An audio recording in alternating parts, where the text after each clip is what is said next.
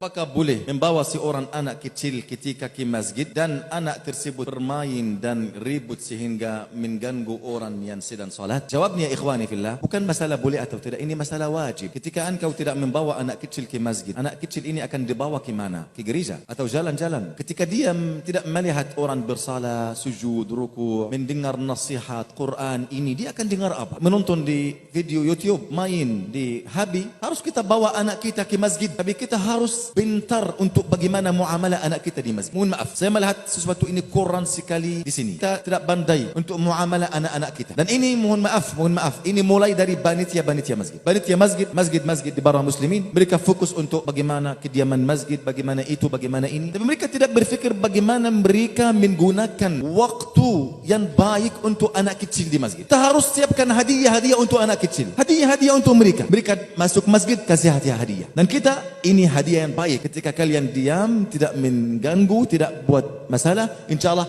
ketika kita sudah selesai daurah ini, kita kasih hadiah ini untuk orang yang diam. Kita memutafasi mereka untuk ini. Walaupun mereka akan bermain, tidak ada masalah. Apakah anak para sahabat tidak bermain dalam masjid? Main. Bayi kecil di zaman sahabat seperti bayi kecil di zaman ini. Tetapi yang masalah bagaimana kita bermuamalah sama anak-anak kita, ikhwani fillah. Janganlah mengharamkan anak kita dari masuk masjid. Janganlah. Wallahi ya ikhwah, wallahi saya melihat atau saya tahu orang duduk di pintu masjid. Ketika ada anak kecil, dia marah sama dia. Ketika anak kecil lakukan masalah dalam masjid, dia mukul dia. Sampai banyak anak kecil tidak masuk masjid lagi sampai mereka besar. Karena mereka tidak lupa waktu mereka dipukul waktu mereka masih kecil. Kita tanggung jawab terhadap anak kita. Ketika orang tua kurang ilmu, kita harus menajarkan anak tua bagaimana mereka, mohon maaf, menjaga anaknya. Walaupun anaknya ada anak-anak tidak bisa dikontrol, tidak ada masalah, biarkan dia. Dan kita harus terima masalah ini. Terima masalah ini sekarang lebih bagus daripada kita terima dia nanti akan diajar di jalan-jalan dari saudara yang durhaka, dari teman-teman yang durhaka di sekolah atau di jalan-jalan, wal'iyadzubillah. Janganlah engkau hanya merasa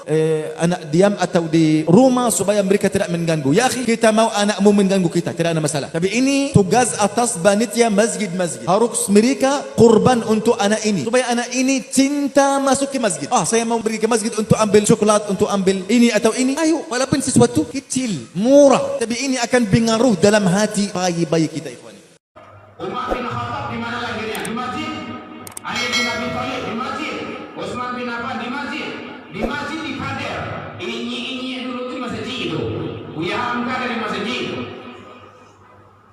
Kalau salahnya, ditegur dia, jangan diusir. Ribui saya pulang. Ya pulang anak kau. Habis itu ini nama japan dia dan nada tangga ini nama jaya dan sepuluh. Yang mereka ini ustaz itu bawah. Ada channel tu mati selah kami musim di sini. Hanya walian ke wali. Tidak ada ceritanya, tidak ada sejarahnya Rasulullah